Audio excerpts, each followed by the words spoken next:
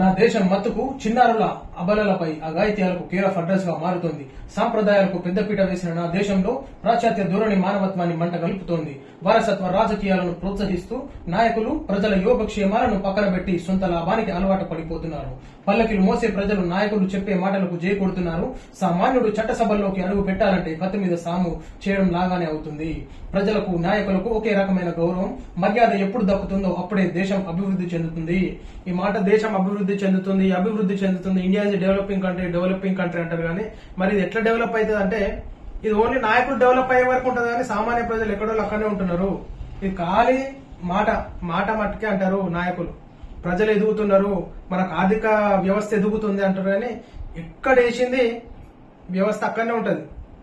ప్రజలను పక్కకు పెట్టి నాయకులు ఎదుగుడైతే ముందుగా ఉంటది ఇదంతా.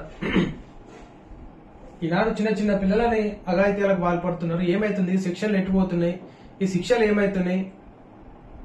ఈ వ్యవస్థ అసలు ఏమైతుంది? రాజకీయ నాయకులు ఆలోచిస్తారు సొంత స్వలాభాల కోసము ప్రజలతో ఎట్లా ఓట్లు వేయించుకోవాలి, ఎట్లా గెలవాలి, ఎట్లా గద్దెనెక్కాలి, ఎట్లా మడత పెట్టాలి, ఆడ జాగాలు ఈడ జాగాలు చెరువు సికం జాగాలు బఫర్ జోన్లు ఎఫ్టీఎల్ ఎట్లా కట్టుకోవాలి, ఎట్లా జాగాలు కబ్జా చేసుకోవాలి, గవర్నమెంట్ జాగాలు ఎట్లా చుట్టాలి, ఇవే ఉంటాయి. సొంత స్వలాభాల కోసం ఈనాడు కొంతమంది రాజకీయాలు ఉన్నారు కానీ దాదాపు ఒక మానవత్వం కలిగినటువంటి నాయకులు చాలా తక్కువ.